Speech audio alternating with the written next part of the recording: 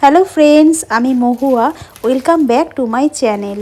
তো দেখো বন্ধুরা, অনেক দিন হয়েছে জানো তো আমাদের মানে রান্নাঘরে অ্যাকচুয়ালি সেই যে আরও যেটাকে বলা হয় তো সেটা বসানো হয়েছিল। তো সেটার যে ফিল্টারটা হয় তো সেটা তো চেঞ্জ করতে হয়, প্রায় মোটামুটি 3-4 মাস হতে যায়। তো সেটাকে না চেঞ্জ করতে হবে। তো বর দেখো সন্ধেবেলা এটাকে নিয়ে চলে এসেছে অফিস থেকে আসার পথে, চেঞ্জ করবে বলে। এটাকে সম্ভবত রিফিল বা কিছু একটা বলে এরকম। তো এটাকে দেখো বসাবে। আর পুরো যখনই ওটা খুলেছে না, পুরোনোটা পুরো ভেতরটা পুরো কালো হয়ে গেছে, একদম মানে আয়রনে এত নোংরা হয়ে গেছে। তো ওটাকে চেঞ্জ করে নিয়েছে। আর এদিকে দেখো সকালবেলা আমি ফ্রিজ কাচিয়ে মোটামুটি এই সবজিগুলো পেয়েছি, মানে ফ্রিজে সেরকম কিছুই ছিল না। আর এই যে দেখতে পাচ্ছ নিম পাতাগুলো, এগুলো বাপের বাড়ি থেকে আসার সময় নিয়ে এসেছি। তো বাপের বাড়িতে একটা ছোটোখাটো গাছ আছে। তো যখনই যাই মোটামুটি যখন দেখি কচি কচি পাতা আছে তখন আমি নিয়ে চলে আসি। আর ফ্রিজে সেরকম কিছু মানে সবজি ছিল না। তো বরকে বলেছিলাম জানো তো সবজি আনার কথা।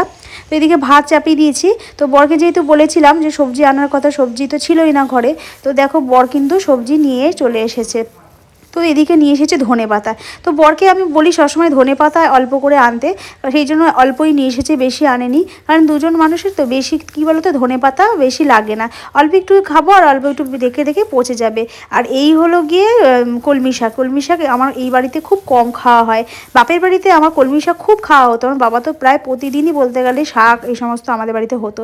তো এখানে খুব একটা শাক পাতা খাওয়া হয় না, দুজন মানুষের আর কি শাক পাতা খাবো, ওই জন্য দেখো শাক পাতা খুব অল্প আনা হয়। তো এদিকে কলমি শাক নিয়ে এসেছে, আর নিয়ে এসেছে বেগুন আর পটল, আর হলো গিয়ে নিয়ে এসেছে দেখতেই পাচ্ছ ভেন্ডি যেটাকে বলা হয় ঢ্যাঁড়স। তো সেটাই নিয়ে এসেছে। তো আমি সবজিগুলোকে সাজিয়ে রেখেছি। তো বর যাওয়ার সময় আমি বরকে বলেও দিয়েছিলাম যে পেঁয়াজ নিয়ে আসতে, কারণ আমার ঘরে পেঁয়াজটা না একদমই শেষ হয়ে গেছে। তো তার জন্য দেখো পেঁয়াজও নিয়ে এসেছে। তো পেঁয়াজের রান্না আমাদের বাড়িতে খুবই কম খাওয়া হয়। একবার আনলে কি বলো তো মোটামুটি অনেক দিন চলে যায় পেঁয়াজ, কিন্তু আমার বলেছি শেষ হয়ে গেছে, তো দেখে নিয়ে চলে এসেছে। এই হলো আমাদের বাজার। আর জানো তো আমাদের ঘরের কাজ তোমাদের বলেছিলাম, দেখো আজকে পুরো ফাইনালি তোমাদেরকে দেখিয়ে দিলাম। ড্রেসিং টেবিলটা পুরো একদম রেডি হয়ে গেছে। তো এখানে দেখো এটা প্রায় ড্রেসিং টেবিল প্লাস ওয়ার্ড্রপ টাইপের আছে। তো কেমন হয়েছে অবশ্যই জানাবে। তা আমার তো ভীষণ পছন্দ হয়েছে। আর কালারটা আমরা এই কালারটা চুজ করেছি। আর এই সামনে এরকম মিরর দেওয়া আছে একটা। আর দেখো পুরো কমপ্লিট হয়ে গেছে। আর কি সুন্দর লাগছে না, আমার তো খুব ভালো লেগেছে।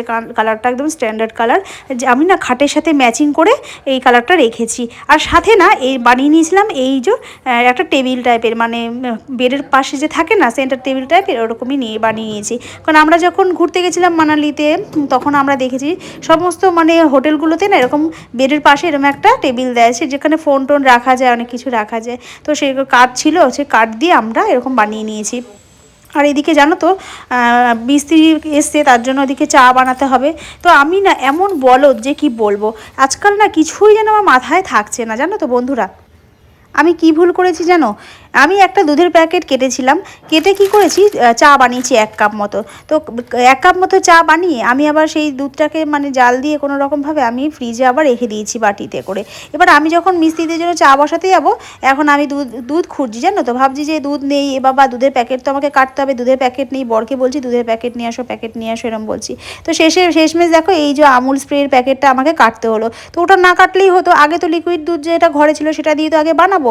তারপরে তো আমি ওটা শেষ হয়ে গেলে তবেই তো গিয়ে আমি দুধের প্যাকেটটা কাটবো। কিন্তু না, আমার মাথায় কিছুই থাকে না আজকাল, মনে মানে যাই করি না কেন সবই যেন দিন দিন ভুলে যাচ্ছি।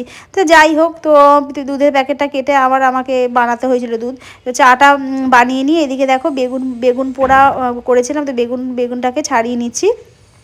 আর বেগুন পোড়া না আমার খুব ভালো লাগে জানো তো, সেটা শীত হোক কিংবা গরম। তবে দেখেছি শীতকালের বেগুন পোড়ার না টেস্টটা খুব ভালো হয়, মানে বেশি টেস্টি লাগে।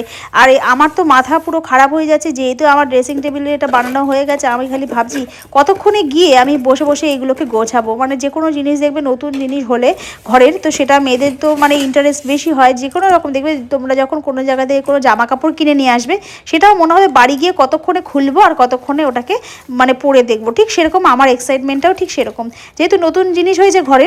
আমি এদিকে দেখো নিয়ে বসে গেছি এগুলোকে মোছামুছির জন্য।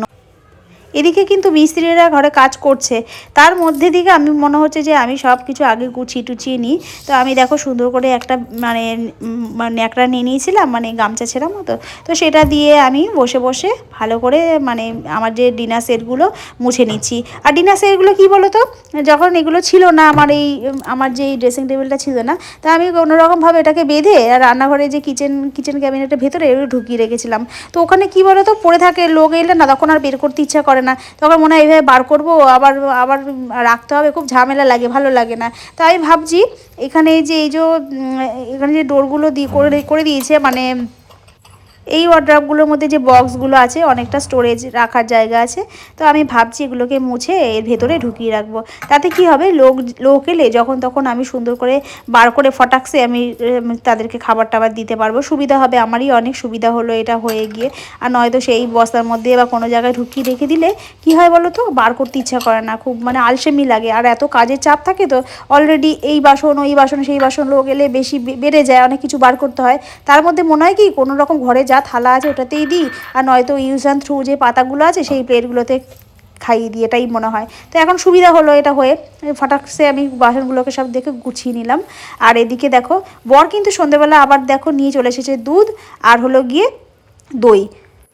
আমার ঘরে কিছু থাকুক আর না থাকুক, দুধ কিন্তু তোমরা সবসময় দেখতে পাবে, কারণ আমাদের প্রায় সকাল দুপুর বিকেল সবসময় প্রায় দুধ আসতে থাকে, দুধ শেষ হয়ে গেলেই দুধ আসতে থাকে।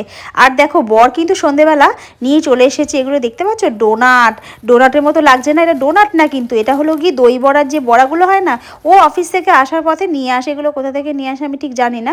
তো এগুলো বেশ মানে দই বড়ার যে বড়াটা ভাজে সেই বড়াটায়, আমি এগুলো বানাতে পারি না, এগুলো কিনে নিয়ে এসেছে। তো নিয়ে এসেছে, আমি বর এগুলো বেশ ভালো বানাতে পারে, আমি বলছি তুমি বানাও। তো বর দেখো এগুলোকে জলের মধ্যে ভিজিয়ে দিয়েছে, আমি জানি না এগুলো ভিজিয়ে কীভাবে করে। তো ও দেখো সুন্দর করে এগুলোকে ভিজিয়ে নিয়ে কিছুক্ষণ ভিজিয়ে এটাকে ভালো করে নিংড়ে এর থেকে তেল যেটা সেটা বার করে নিয়েছে। এবার আমাকে বলেছে যে তুমি তেঁতুলের যে চাটনিটা হয় সেটা বানাও। তো আমার কাছে এটা তো ঘরে ছিল না, শুধুমাত্র তেঁতুলটা ছিল, মানে চাটনিটা রেডি ছিল না। তা আমি কি করেছিলাম, চাটনিটাকে মানে গরম জল করে আর তেঁতুলটাকে ভিজিয়ে নিয়ে চটকে, আর এদিকে দেখো চাটনি বানিয়ে নিয়েছি। তেমন কিছু দিইনি জানো তো, তেঁতুলের চাটনিতে শুধুমাত্র একটুখানি চিনি দিয়ে বানিয়েছি, আর কিছু বানাইনি, মানে কোনো রকম তেল বা মশলা কিচ্ছু দিইনি এর মধ্যে। আর এইদিকে দেখো পুরো দইটা দিয়ে, আর দেখো প্রায় 8টা বাজে ঘড়িতে, পুরো দইটা দিয়ে আমার বর কিন্তু এদিকে বানিয়ে ফেলছে।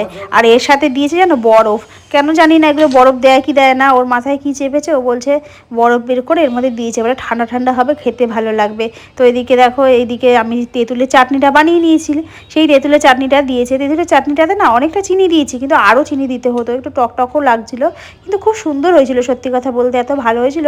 আর পুরো যে দইটা দেখতেই পেলে তোমরা, ওই আমাদের মোটামুটি 5টা এরকম দইয়ের বড়া ছিল, দই বড়ার মধ্যে 5টা বড়ার মধ্যে একটা বড় দুধের মানে দইয়ের প্যাকেট যে হয় সেটা দিয়ে দিয়েছিলাম, মানে 500 গ্রামের প্যাকেট। এবার দেখো এর মধ্যে দিয়ে দিয়েছি, তো খুব সুন্দর হয়েছিল খেতে জানো তো। আর এর মধ্যে তেমন কিছু মশলা দিইনি, একটু জিরের গুঁড়ো দিয়ে দিয়েছিলাম, ব্যাস, আর কিছুই দিইনি। আর এটা খেয়ে আমার তো প্রায় পেটটা পুরো ভরেই গেছিলো, মানে একজন তো প্রায় মানে 2 পিস 4 পিস, আর 1 পিস মানে 2.5 পিস করে আমরা খেয়েছিলাম। আমার বর কিন্তু আমাকে 2.5 পিস মতো দিয়েছিল, তো আর ও 2.5 পিস আমি 2.5 পিস, 5 পিস হয়েছিল। আর কিন্তু খুব ভালো হয়েছিল খেতে, খুব টেস্টি হয়েছিল, আর পেট পুরো একদম ভরে গেছিলো। আর আমার বর বলছে এখানে আর কি দেওয়া বাকি আছে, আর কি দেওয়া বাকি আছে, আমি বলছি আর কি দেওয়া বাকি আছে, সবই তো মোটামুটি হয়ে গেছে দেওয়া। এইবার দেখো ঝুড়ি ভাজাটা আমার বর বার করে দিল, কারণ এর মধ্যে ঝুড়ি ভাজা দিলে বেশ ভালো লাগে।